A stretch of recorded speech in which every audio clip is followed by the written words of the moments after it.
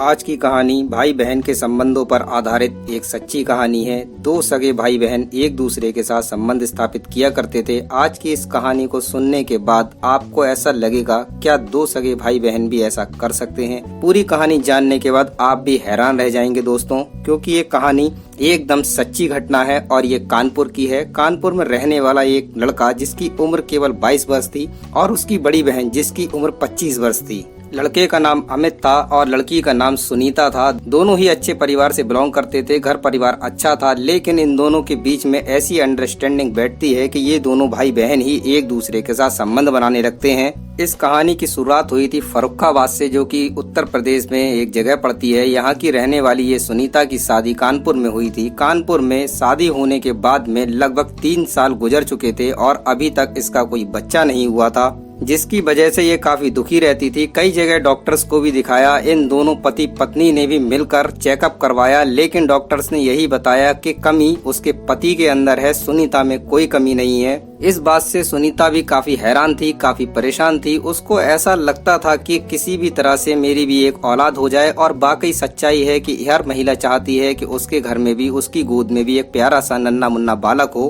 तो सुनीता की भी यही तमन्ना थी, लेकिन उसकी तमन्ना पूरी नहीं हो पा रही थी, क्योंकि उसके पति का उसके साथ में उस तरह से संबंध नहीं हो पाता था। उसके पति में कुछ मेडिकल प्रॉब्लम थी, जिसकी वजह से वह बाप नहीं बन सकता था। इधर इस बात से सुनीता का पति भी काफी परेशान था। उसको भी ऐसा लगता था कि किसी भी तरह से मेरे यहाँ भी अगर एक औलाद हो जाती तो काफी अच्छा रहता, लेकिन ऐसा हो नहीं पा रहा था। फिर एक दिन अचानक से सुनीता का भाई उसके घर पर आया और वह अपनी बहन से कहने लगा कि दीदी, मुझे कुछ पैसों की जरूरत है, अगर आपके पास कुछ पैसे हों तो मेरी मदद कर दीजिए। सुनीता के पति ने जब यह बात सुनी तो उसने तुरंत एक प्लान बना लिया और वह सोचने लगा कि अब इसके आगे की स्टोरी को बहुत ध्यान से सुनिएगा कि एक पति ने अपनी ही पत्नी के साथ में क्या किया। सुनीता कहने लगी, मेरे पास नहीं है, मैं तेरे जीजा से पूछती हूँ। वो अपने पति से पूछती है। उसका पति कहता है कि अभी तो मेरे पास पैसे नहीं है, लेकिन अगर ये मेरा एक काम कर दे तो मैं इसको कहीं ना कहीं से अरेंज करके दे सकता हूँ। अमित कहने लगा, जीजा जी क्या काम है? आप तो अगर वैसे भी कहेंगे तो भी मैं कर दूंगा, आपको ये सब कहने की क्या जरूरत है? तो वो कहने लगा, काम थोड़ा टेढ़ा है,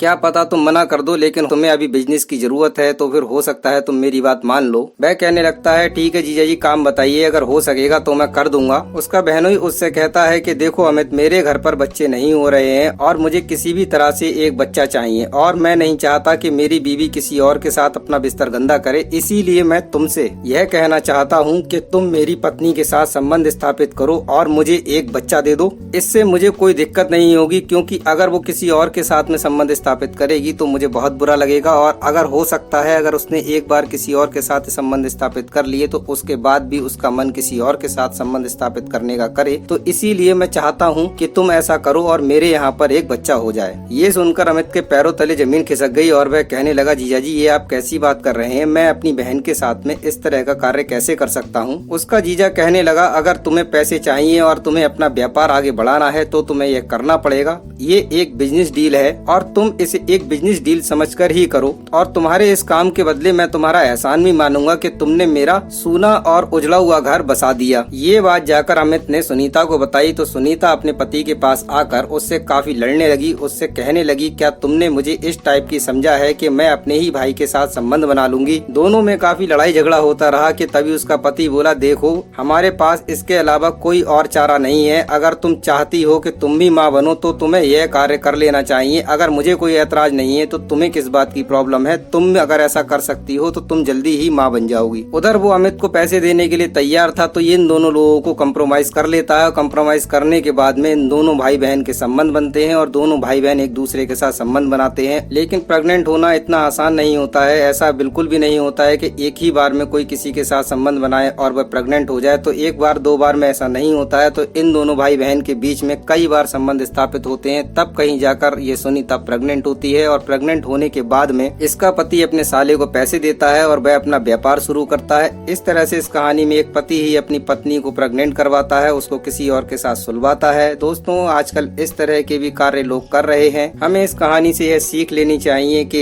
कभी भी रिश्तों को कलंकित नहीं करना चाहिए। जीवन में उतार चढ़ाव सबके आते हैं, अच्छा और बुरा वक्त सबकी जिंदगी में आता है। ईश्वर पर भरोसा रखना, जो भी होता है ईश्वर की मर्जी से होता है, इसलिए कभी भी गलत कार्यों को और हो सके तो रिश्तों को कभी भी कलंकित नहीं करना चाहिए। बाकी आप लोगों की क्या राय है, आप इस बारे में क्या कहना चाहते हैं, कमेंट सेक्शन में जरूर बताइएगा। मैं राहुल सक्सेना, बरेली, उत्तर प्रदेश से आपको ये कहानी सुना रहा था। आपके शहर का नाम क्या है, आपका नाम क्या है, कमेंट में हमें जरूर बताइएगा। मुझे आपके कमेंट पढ़कर काफी खुशी होती है। इस कहानी का उद्देश्य किसी के मन को ठेस पहुंचाना नहीं है, किसी की भावनाओं को ठेस पहुंचाना नहीं है, किसी भी प्रकार की अनैतिकता या अश्लीलता को बढ़ावा देना नहीं है। इस कहानी का उद्देश्य एक शैक्षिक संदेश देकर समाज को जागरूक करना है। समाज में हो रहे ऐसे मुद्दों के प्रति लोगों में जागरूकता लाना है, ताकि लोग सचेत रह सकें, सावधान रह सकें और अपने अपने घरों में खुश रह सकें।